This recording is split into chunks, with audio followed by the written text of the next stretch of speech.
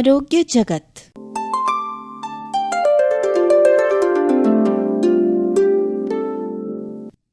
મિત્રો, આપણે હૃદય વિશે વાતો કરીએ છીએ, મગજના વિચારોની ચર્ચા કરીએ છીએ, પણ જે અંગ 24 કલાક આપણા લોહીને શુદ્ધ કરે છે, ઝેરી તત્વોને બહાર ફેંકે છે, પાણી અને ક્ષારોનું સંતુલન જાળવે છે અને આપણા બ્લડ પ્રેશરને કંટ્રોલમાં રાખે છે, એ કિડની તરફ આપણું ધ્યાન ત્યારે જ જાય છે જ્યારે એ સાદ પાડે છે. અને ઘણીવાર જ્યારે એ સાદ પાડે છે ને, ત્યારે બહુ મોડું થઈ ચૂક્યું હોય છે. આજે 21મી સદીની આ ભાગદોડ ભરી જિંદગીમાં, જ્યાં diabetes, high blood pressure, processed food અને વગર વિચારીએ ગળી જવાતી પેઇન કિલર્સ આપણી દિનચર્યા બની ગઈ છે, ત્યારે આપણી કિડની પર કેટલું જોખમ તોળાઈ રહ્યું છે એ જાણવું અને સમજવું બહુ જરૂરી બન્યું છે. તો શરીરના આ મહત્વપૂર્ણ અંગ વિશે આજે ડોક્ટર મંથન કંસારા સાથે ચર્ચા કરી રહ્યા છે દીપશિખા दुर्गापाल.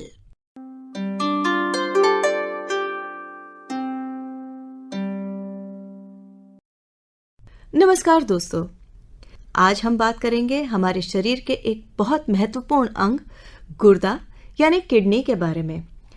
वैसे तो फिल्मों में कई बार हमने ऐसा डायलॉग सुना भी है कि काम करने के लिए ये गुर्दा होना चाहिए. अब ये गुर्दा क्या है? ये गुर्दा है किडनी, और इसके बारे में जानकारी देने के लिए हमारे बीच में उपस्थित हैं डॉक्टर मंथन कंसारा, नेफ्रोलॉजिस्ट.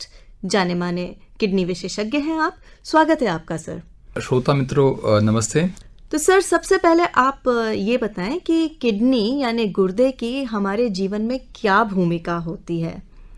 આપણા શરીરમાં એક સામાન્ય વ્યક્તિને સમજવા માટે હું શરૂઆત કરું તો આપણા શરીરમાં 2 કિડની હોય છે, જે કમરના નીચેના ભાગમાં હોય છે. અને કિડની આપણા શરીરમાં ઘણી મહત્ત્વની ભૂમિકા નિભાવતી હોય છે, જેમાં સૌથી અગત્યનું કામ એનું છે કે લોહીનું શુદ્ધિકરણ કરવાનું. આપણા શરીરમાં ચયાપચયની ક્રિયાઓ દરમિયાન જે કચરો પેદા થતો હોય છે, જે લોહીમાં ભળતો હોય છે, એ બધાનું ફિલ્ટ્રેશન અથવા પ્યુરિફિકેશન છે એ કિડની કરતી હોય છે. એ સિવાય શરીરની અંદર અમુક અંતઃસ્ત્રાવો જે બનતા હોય છે, જેમાં એક્ટિવ વિટામિન ડી છે, લોહી બનાવવા માટે એરિથ્રોપોઇટિન છે, આ બધા અંતઃસ્ત્રાવો પણ આપણે કિડનીમાંથી બનતા હોય છે. અને આપણે જે રોજિંદા ખોરાક સાથે જે પ્રવાહી અને પાણી લઈએ છીએ, એ પાણીનું શરીરની અંદર નિયમન પણ કિડની કરતી હોય છે. શરીરમાં જે આપણું બ્લડ પ્રેશર છે એનું નિયમન પણ આપણી કિડની કરતી હોય છે. એટલે આપણા શરીરમાં જે બ્લડ પ્રેશર છે, જે સામાન્ય રીતે તંદુરસ્ત વ્યક્તિઓનું બ્લડ પ્રેશર આપણે કંઈક લગભગ 120-80ની આસપાસ હોવું જોઈએ. જો એ મોર દેન 140 અથવા તો નીચેનું બ્લડ પ્રેશર, જે આપણે ડાયસ્ટોલિક બ્લડ પ્રેશર કહેતા હોઈએ, 90થી ઉપર કન્ટિન્યુઅસ રહેતું હોય તો આપણે એને હાઇપરટેન્શન કહેતા હોઈએ છીએ. કિડની છે એ શરીરમાં સોલ્ટ અને પ્રવાહી બંનેનું નિયમન કરી અને બ્લડ પ્રેશરને કંટ્રોલમાં રાખતું હોય છે. કિડનીની અંદરથી અમુક હોર્મોન્સ નીકળતા હોય છે, જેને રેનિન કહેવાતા હોય છે, જે શરીરમાં બ્લડ પ્રેશર નિયમનનું કામ કરતા હોય છે. એટલે કોઈ પણ વ્યક્તિને લાંબા સમયથી બ્લડ પ્રેશર રહેતું હોય, જે અનકન્ટ્રોલ રહેતું હોય, તો એ દરેક દર્દીઓને કિડનીની પ્રાથમિક તપાસો કરવી જરૂરી છે. કારણ કે કિડની એ બ્લડ પ્રેશર નિયમન કરવા માટેનું એક બહુ મહત્ત્વનું અંગ છે. અને કિડનીની અંદર જો એના ફંક્શનિંગમાં કે કામમાં કંઈ નબળાઈ હશે કે ઉથલપાથલ હશે, તો એની અસર આપણને ब्लड प्रेशर में दिखाशे. अच्छा, तो मतलब कि ब्लड प्रेशर का नियमन जो है वो किडनी करती है? हाँ जी, ब्लड प्रेशर નું નિયમન છે શરીરમાં કિડની કરે છે. પણ જો કોઈ વ્યક્તિનું બ્લડ પ્રેશર લાંબો સમય કાબૂમાં ના રહે, તો એના કારણે જે નુકસાન થતા હોય છે, એ મગજ છે, હૃદય છે, કિડની છે, આંખના પડદા છે, એ બાકીના બધા અંગો પર થતા હોય છે. એટલે હાર્ટના આપણે વિચારીએ તો જ્યારે કોઈ વ્યક્તિનું બ્લડ પ્રેશર લાંબો સમય અનકન્ટ્રોલ રહે, તો એમને હાર્ટ ફેલિયરની તકલીફ પણ થઈ શકે છે, અથવા તો હૃદયની દિવાલો પણ લાંબા ગાળે જાડી થઈ શકે છે. अच्छा, ब्लड प्रेशर की बात हो रही है और किडनी उसका नियमन करती है, तो मैं ये जानना चाहती हूँ कि आपने अनियंत्रित ब्लड प्रेशर यानी कि ऊंचा ब्लड प्रेशर हो, हाई ब्लड प्रेशर हो या लो ब्लड प्रेशर, वो भी खराब है किडनी के हिसाब से? भगवान ने आपको एक रेंज दी है જી 120-80ની આસપાસ છે, એમાં પ્લસ માઇનસ 10-15% છે એ ચાલ્યું છે. બહુ લો બ્લડ પ્રેશર હશે તો તમારા બીજા અંગોને લોહી નહીં પહોંચે, જેમ કે મગજ છે, હૃદય છે, આંતરડા છે. એટલે બહુ લો બ્લડ પ્રેશર હોય એ પણ સારું નથી, અને બહુ હાઈ હોય એ પણ સારું નથી. તમારા શરીરની જે લોહીની નળીઓ છે 60 to 160 મીન પ્રેશરની રેન્જમાં એનું નિયમન કરવા માટે ટેવાયેલી છે. ભગવાને એટલું રેઝિલિયન્ટ એને બનાવ્યું છે. એકવાર એની રેન્જની બહાર જશે એટલે એના માઠા પરિણામો શરીરે ભોગવવા પડશે. तो मतलब कि हाई ब्लड प्रेशर भी खराब है, लो ब्लड प्रेशर भी खराब है. हाँ जी. तो ये दोनों का हमें ध्यान रखना चाहिए. और महिलाओं को क्या किडनी की समस्याएं, क्योंकि किडनी तो सबके पास है, पुरुष के पास भी वही है और महिला के पास भी वही है, तो क्या दोनों के शरीर में किडनी का फंक्शन अलग अलग हो जाता है? नहीं, किडनी का फंक्शन सेम है. जो बीमारियां हैं वो पुरुषों को किडनी में हो सकती है, वो सारी महिलाओं को होने वाली है. But women they are special population, क्योंकि जो प्रेगनेंसी रिलेटेड कॉम्प्लिकेशंस जो भी आपके होते हैं वो सिर्फ आपको महिलाओं में देखने को लिए मिलेंगे. जी जी जी. तो प्रेगनेंसी के दौरान अगर इश्यू है, कई बार हम देखेंगे कि काफ़ी सारी महिलाएं ऐसे होती है कि जिनको प्रेगनेंसी के 4-5 महीने के बाद पैरों में सूजन आना चालू हो जाता है, जिनको ब्लड प्रेशर आता है, जिनको यूरिन के अंदर प्रोटीन लीक होना चालू हो जाता है, जिसको प्रीक्लेम्शिया बोलते हैं. ये जो बीमारी है that is specific to women. दूसरा, जब आपकी जो प्रेगनेंसी के टाइम पे जब बेबी डिलीवर होता है उस टाइम पे और उसके बाद में कई बार जो माताएं होती हैं उनको ब्लीडिंग ज़्यादा हो जाती है. कई माताओं को इन्फेक्शन हो जाते हैं, इसको पर्पुरल सेप्सिस बोलते हैं. तो ये सारे प्रॉब्लम्स के कारण जो भी किडनी के संबंधित बीमारी होने वाली है वो सिर्फ महिलाओं को होगी जी. और ये काफ़ी मेजर चंक है हमारे देश में. सेकेंडली, कई ऐसी बीमारियां होती है कि जो कि महिलाओं को ज़्यादा होती है, जो कि पुरुषों में काफ़ी कम होती है. जैसे एक लूपस करके जो बीमारी है, सिस्टमिक लूपस एरिथेमेटोसिस, जिसको हम एसएलई बोलते हैं, ऑटोइम्यून डिजीज. हाँ जी, ये है. शॉगरेन सिंड्रोम करके एक है. तो महिला और पुरुषों के बीच में ये होने की संभावना है. द रेशियो इज आई से around 8 to 15 in a woman, and only one male get affected at the same time. So it is very very significant. Means women are more prone to certain diseases. हाँ जी. तो इसलिए उनके लिए भी kidney की रख रखाव जो है, देखभाल है, वो ज़रूरी है. तो हमारी जो किडनी है, हमारा गुर्दा है, वो कितना स्वस्थ है, इसका हम अनुमान कैसे लगा सकते हैं? कोई पुरुष या महिला आम जीवन में हम कैसे पता कर सकते हैं? अगर सामान्य रूप से अगर मुझे मेरी किडनी का स्वास्थ्य जानना है तो मैं 3 रिपोर्ट करूँगा. उसमें एक है क्रिएटिनिन की रिपोर्ट जो खून में से होती है, जिसके सामान्य रूप से वैल्यू है वो अप्रोक्सीमेटली 1% होनी चाहिए. Now there are special considerations कि अगर वो बच्चे हैं तो उसमें वो 0.3 to 0.5 के बीच में रहेगा. जो प्रेग्नेंट महिलाएं हैं उनका भी तकरीबन 0.5 के आसपास में रहेगा. और बाकी जो इंडिविजुअल्स हैं एडल्ट, उनकी वो रिपोर्ट वो 1 to 1.2 से ऊपर नहीं होनी चाहिए. सो एक रिपोर्ट खून में से मैं ये करूँगा. दूसरा है मैं यूरिन की रिपोर्ट देखूंगा कि यूरिन के अंदर प्रोटीन लीक तो नहीं हो रहा है, रेड ब्लड सेल्स या WBCs या कोई कास्ट ऐसा तो नहीं जा रहा है. और तीसरी चीज़ है सोनोग्राफी, जो एब्डोमिनल अल्ट्रासाउंड है. उसमें आप किडनी की अल्ट्रासाउंड करके देख सकते हैं, जिसमें वो देखना है कि किडनी में कोई स्टोन हुआ हो, कोई ऑब्स्ट्रक्शन है, या उसके कारण किडनी के ऊपर सूजन है, किडनी की साइज़ कैसी है. तो ये सारी चीज़ें हमको किडनी की स्वास्थ्य के बारे में बताती है. ये 3 रिपोर्ट आपको 90-95% कंक्लूसिवली बताएगा कि आपको किडनी की प्रॉब्लम है या नहीं है. अच्छा, आपने अभी इसी में ये भी कहा कि किडनी स्टोन यानी पथरी, तो ये कितना घातक होता है? क्योंकि और पथरी भी कोई कहता है कि किडनी में है, कोई कहता है गॉल ब्लैडर यानी पित्त की थैली में है. तो दोनों में क्या अंतर है? कि पथरी अलग अलग अंगों में होती है, और अगर वो गॉल ब्लैडर में हुई है तो उसका जो उपचार है और उसका अर्थघटन है वो अलग होता है. अच्छा. और अगर किडनी में होती है तो उसका मैनेजमेंट पूरा अलग होता है दोनों stone, but the composition is different. तो ट्रीटमेंट भी अलग होगा. Different, the treatment is different. हाँ जी. तो जब आपको किडनी में पथरी होती है तो हमारी चिंता वही होती है कि पथरी के कारण अगर आपके पेशाब का जो प्रवाह है, जो नॉर्मल पैसेज है, वो रुक गया तो फिर प्रॉब्लम है. कई बार इनिशियल फेज में अगर आपको पथरी है और फंसी हुई है तो आपको दर्द होगा. At some point of time अगर आप उसको निग्लेक्ट करते हैं या इंजेक्शंस लेके 7-10 दिन निकाल देते हैं तो दर्द धीरे धीरे होना कम हो या बंद हो जाता है। उस टाइम में हमको लगता है कि भी चलो 7 दिन पथरी ने परेशान किया, किडनी स्टोन ने परेशान किया, अभी सब ठीक हो गया है, लेकिन वो तो वही है। लेकिन वो तो वही है, और जब तक वो वहाँ है और अगर वो फंसा हुआ है तो वो नुकसान भी करेगा। कई बार होता क्या है कि अगर 5-6 मिलीमीटर से या उससे कम साइज की जो स्टोन्स होते हैं जो किडनी में बनते हैं, वो जो है वो पेशाब के रास्ते से 90% लोगों में अपने आप निकल जाते हैं। लेकिन कई बार होता है कि देयर आर सर्टेन बॉटलनेक्स के 3-4 जगह ऐसी हैं कि जिधर स्टोन जाके फंस सकता है, और अगर वो फंस जाता है और अगर समझिए कि वो अपने आप नहीं निकलता है, उस केस में आपको डॉक्टर को मिलके उसका इंटरवेंशन करने की आवश्यकता है कि नहीं, वो समझना पड़ेगा, और आवश्यकता पड़े तो करना ऑपरेशन भी करवाना पड़ेगा। हाँ जी, किडनी स्टोन को ऐसे ही उस जगह पे छोड़ना उचित नहीं है।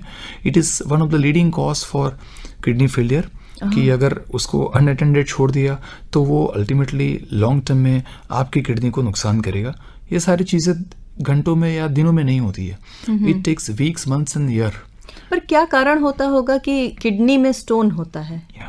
See some people have a tendency, कई लोगों की प्रकृति ऐसी होती है कि उनको बारी बारी स्टोन बनता है। तो अगर आपको एक बार स्टोन हुआ तो समझिए कि भाई दूसरी बार होने की संभावना अगर से 25-30% हो सकती है। अगर आपको 3 बार स्टोन हुआ है, आपने ऑपरेशन करके निकाला है या फिर अपने आप निकला है, तो वो चौथी बार बनना ही है, आप मान के चलिए। अच्छा। और उन सारे पेशेंट्स को मेरी सलाह रहेगी कि आप ईयरली या 2 ईयरली सोनोग्राफी करके चेक करवाते रहिए, क्योंकि एक बार जिनको बना है उनकी टेंडेंसी है वो बनता रहेगा, और एक बार निकाला है तो दोबारा नहीं बनेगा, ऐसा नहीं है। अच्छा, हमने ऐसा सुना है कि रात को सोते हुए अगर पेशाब जाने की जो बार बार फ्रीक्वेंसी है वो बढ़ जाए तो वो भी किडनी की समस्या का एक लक्षण होता है, पर बच्चे तो बार बार करते हैं। वो एक लक्षण है जिसको हम जो यूरिनरी तो क्या फ्रीक्वेंसी, बच्चों को भी प्रॉब्लम है? हो सकता है। Excessive urination at night time can be one of the symptom. It is not always the symptom, but it can be one of the symptom. मतलब लक्षण हो सकते हैं। अगर ये बुजुर्ग में अगर होता है कि जिनकी उम्र 70-75 की है और जो कोई पुरुष है उनको अगर रात को 3-4 बार ऐसे जाना पड़ रहा है तो ये प्रोस्टेट की बीमारी का लक्षण हो सकता है। अच्छा। अगर ये आपके बच्चे को हो रहा है, अगर 2-3-4 साल का बच्चा है, एक बार आपका कंट्रोल आ गया, उसके बाद में भी बच्चा समझिए कि बेड वेटिंग बारी बारी कर रहा है, 7-8 साल का हो गया फिर भी वो बेड वेटिंग बंद नहीं कर रहा है, रात को फ्रीक्वेंसी बहुत ज़्यादा है, तो एक बार आपको किडनी के डॉक्टर को मिलना चाहिए। Excessive urination at night, even that is one of the symptom कि आपकी किडनी जिस प्रकार से यूरिन को कॉन्सेंट्रेट जो करनी चाहिए, जो कंजर्व करना चाहिए पानी को, वो कर नहीं पा रही है। तो it is one of the manifestation कि बच्चे को किडनी की इश्यू हो सकती है। महिलाएं भी खास करके जब हार्मोनल चेंज आते हैं और मेनोपॉज का समय होता है तो कई महिलाओं को भी ऐसा होता है कि बार बार पेशाब जाना पड़ता है। पोस्ट मेनोपॉजल आप देखें तकरीबन 50-55 के बाद के जो बुजुर्ग महिलाएं होती हैं उनमें ऐसे फ्रीक्वेंसी काफ़ी हम देखते हैं। और कई बार तो क्या होता है कि वो बाहर जाते हैं, हमको आके कंप्लेन करते हैं कि सर मैं बाहर नहीं जा पाती क्योंकि बाहर जाती हूँ अचानक से मुझे अगर पेशाब लगता है तो मैं रोक भी नहीं पाती हूँ। तो उनके लिए ये सोशली काफ़ी डिफिकल्ट हो जाता है क्योंकि they may not have access to clean toilet everywhere they go. So this is one of the symptom of over active bladder कि आपकी जो यूरिनरी ब्लैडर है वो जल्दी से इरिटेट होती है। जैसे your bladder is capable of holding urine up to 300 ml। तो मतलब जितना रोक सकती है पेशाब की थैली वो नहीं रोक पा रही है, उतना थोड़ा कम रोक पा रही है, या तो उनके जो मसल होते हैं वो थोड़े ओवर एक्टिव हो रहे हैं। तो बस उसके लिए भी जो है बेसिक वर्कअप हम करवाते हैं and depending on the things that we find in the reports उसके लिए भी दवाइयाँ देते हैं और वो सिंपल मेडिसिन से ही वो काफ़ी सारे पेशेंट्स में कंट्रोल हो जाता है। अच्छा, तो ये तो एक अच्छी बात है क्योंकि कई बार क्या होता है कि खास करके महिलाएं वो शर्मा में बताती नहीं है, बोलती नहीं है, तो ये मतलब एक ऐसी समस्या है किसी को भी कभी भी सामना करना पड़ सकता है और लेडीज को वो एक थोड़ी झिझक होती है, तो झिझकना नहीं चाहिए और सही व्यक्ति जो है डॉक्टर उसके पास जाना चाहिए क्योंकि उनको लगता है कि चलो ये हो रहा है और किनको दिखाना है, किनसे पूछना है, कई बार उनको वो भी पता नहीं होता है। जी। किडनी ट्रांसप्लांट भी होता है। हाँ जी। जब किडनी बहुत खराब हो जाती है। हाँ जी, किडनी ट्रांसप्लांट जो है वो क्रॉनिक किडनी डिजीज वाले हाँ, ये पेशेंट्स को क्रॉनिक होता किडनी है। डिजीज क्या होती है? So the chronic kidney disease मतलब अगर किसी व्यक्ति की किडनी वो 3 महीने से ज़्यादा कमज़ोर है, कमजोर मतलब? जिनका क्रिएटिनिन ज़्यादा है, जिनको कोई स्ट्रक्चरल प्रॉब्लम है, या कई पेशेंट्स ऐसे भी होते हैं कि जिनकी वो एक्सटर्नली आपको क्रिएटिनिन और सोनोग्राफी में कोई प्रॉब्लम नहीं दिख रहा है, लेकिन उनकी किडनी की अगर बायोप्सी करी है उसके अंदर हिस्टोलॉजी में किडनी के अंदर जो माइक्रोस्कोप में देखते हैं उसके अंदर कुछ प्रॉब्लम है। तो ये जो दिक्कतें होती हैं structural, functional and biochemical abnormality जिसको हम बोलते हैं, अगर ये आपके शरीर में 3 महीने से ज़्यादा है जी। तो anything lasting for more than 3 months is called chronic. तो ये लॉन्ग टर्म होता है। क्रॉनिक बाय डेफिनेशन इसका मतलब है कि ये आपको 100% रिकवर हो जाए उसकी संभावनाएं नहीं के बराबर होती है।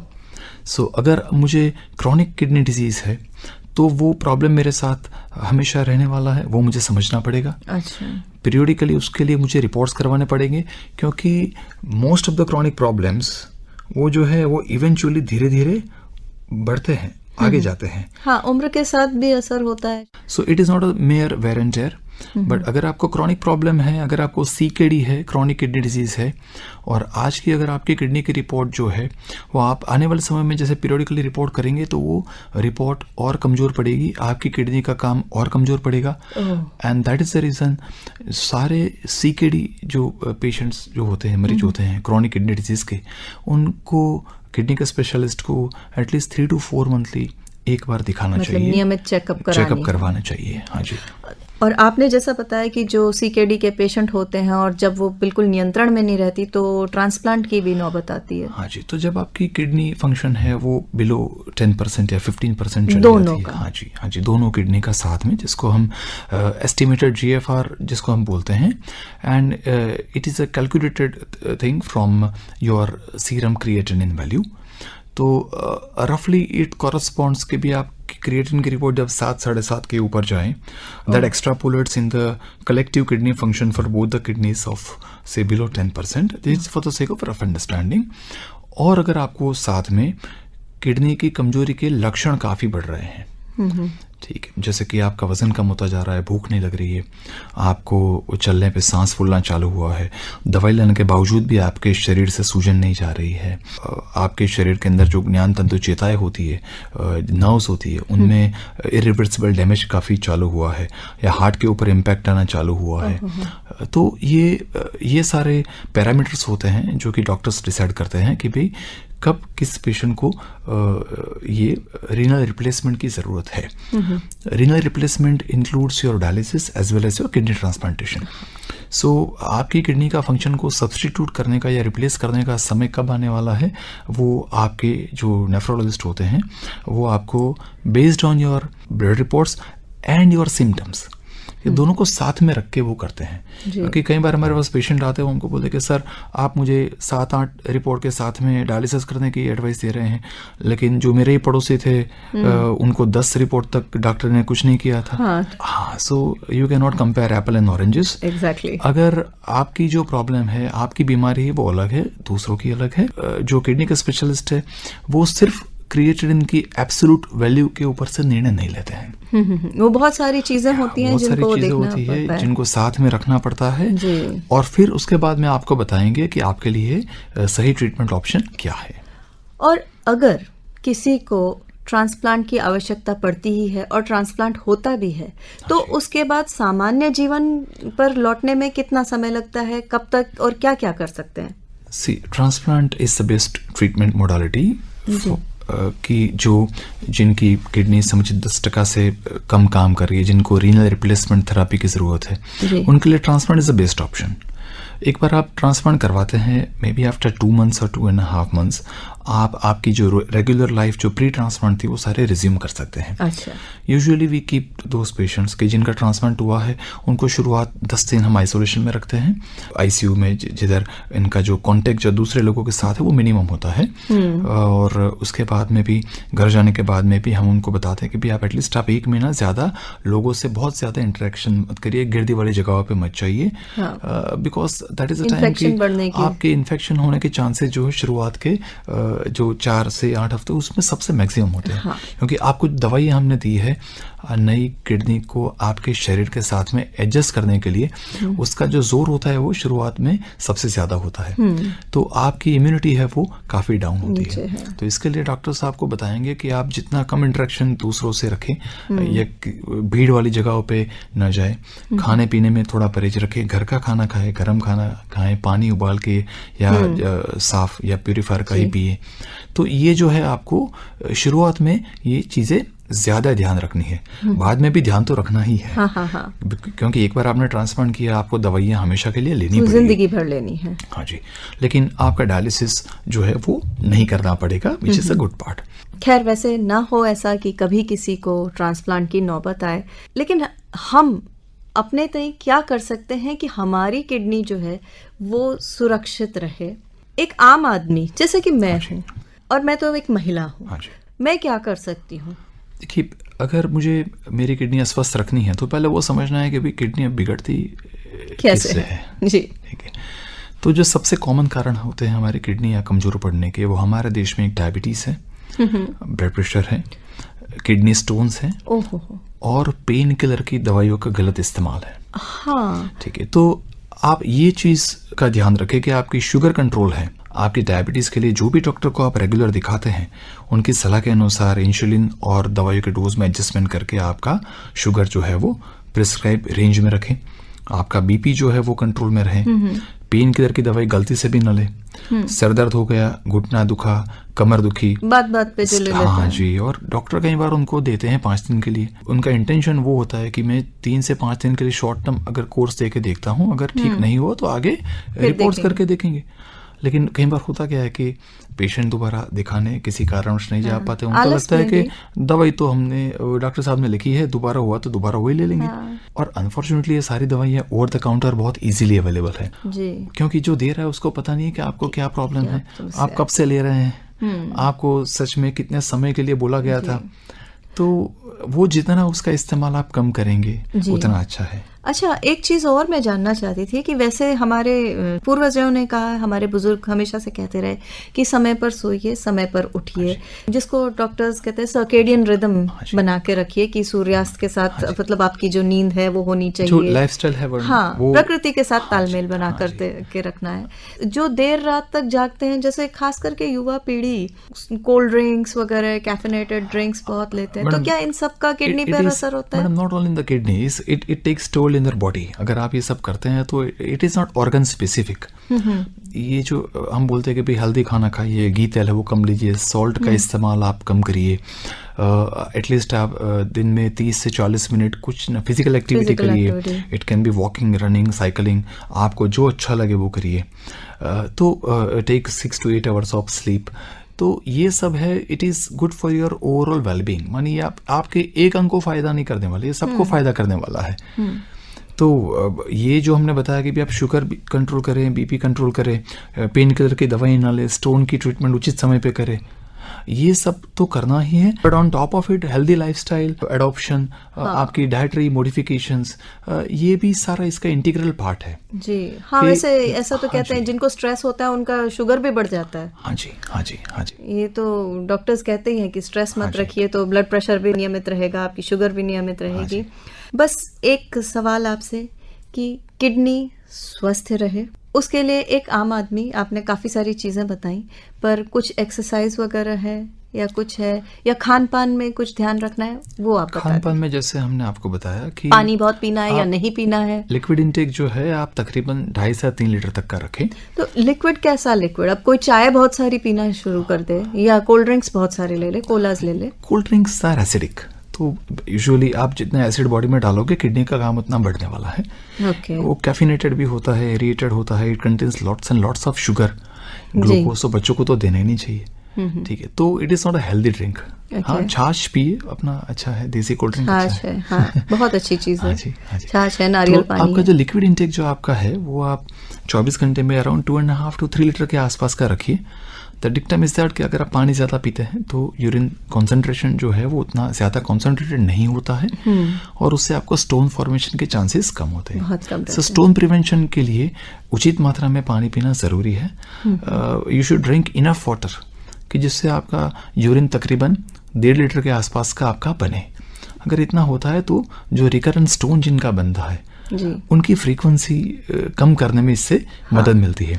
ऑब्वियसली जिसको स्टोन बनता है उसका कारण जान के उसके लिए जो फार्माकोथेरेपी बोलते हैं, टैबलेट्स बोलते हैं, वो आपके जो डॉक्टर देंगे वो आपको करना ही है। लेकिन स्टोन के अलग अलग टाइप्स होते हैं और उचित जो है लिक्विड इनटेक वो एक चीज़ ऐसी है कि जो सारे स्टोन प्रिवेंशन में आपको हेल्प करेगी। आपका कैल्शियम का स्टोन है, यूरिक एसिड का स्टोन है, हाँ, स्टोन के भी बहुत प्रकार होते हैं। हाँ जी, हाँ जी। तो आप पानी पियेंगे तो ये सब में फ़ायदा करेगा। बाकी अगर आप मेडिसिन से अगर उसका लेवल कंट्रोल करने के लिए जाएंगे तो हर एक स्टोन के लिए अलग अलग दवाइयाँ होती हैं। एक दवाई सब में काम करे ऐसा नहीं होता है। ये बिल्कुल जो यूरिक एसिड में काम करेगी वो आपकी कैल्शियम में नहीं करने वाली जी है। जी बिल्कुल आपने सही कहा। वैसे और होता क्या है कि लोग अमूमन ना, अच्छा चलिए ये सोशल मीडिया पर ये फॉरवर्ड आया, मैं ये नहीं कह रही कि देसी उपाय खराब हैं, लेकिन होता क्या है कि लोग सिर्फ उन्हीं पर रह जाते हैं और जब कुछ समस्या हो रही है वो डॉक्टर के पास जाते नहीं हैं। तो समय रहते डॉक्टर के पास जाएं। इंफॉर्मेशनल चैनल्स जो है लेकिन वो ऑथेंटिक कितने हैं, हाँ, ये कैसे पता चलेगा? हाँ, वो सबको they will use their wisdom कि किसी ने भी आकर कुछ भी बोल दिया और सब कुछ मान लिया, ऐसा नहीं है। लेकिन आकाशवाणी जो है वो बहुत ऑथेंटिक जानकारी देता है और इसी के लिए हम बुलाते हैं हमेशा जो विषय है उसके विशेषज्ञ को। और आज हमने आपको यहाँ आमंत्रित किया, डॉक्टर मंथन कंसारा, आप किडनी विशेषज्ञ हैं, नेफ्रोलॉजिस्ट हैं, आपने बहुत अच्छी जानकारी दी।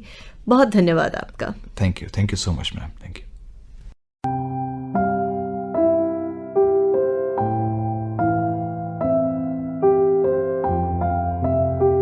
કિડની એ માત્ર શરીરનું એક અંગ નથી શ્રોતાઓ, એ તો આપણા શરીરનું અદ્રશ્ય ફિલ્ટર છે। જો કિડની સ્વચ્છ તો આપણું જીવન સ્વસ્થ। આપણા શરીરનો મૌન રક્ષક છે આપણી કિડની। કિડની આપણા શરીરમાં રાત દિવસ કામ કરે છે અને ક્યારેય રજા નથી લેતી અને આપણી જિંદગીના શ્વાસ ચાલુ રાખે છે। તો આ વિષય પર આજે આપણે ડોક્ટર મંથન કંસારા સાથેની દીપશિખા દુર્ગાપાલની મુલાકાત સાંભળીએ।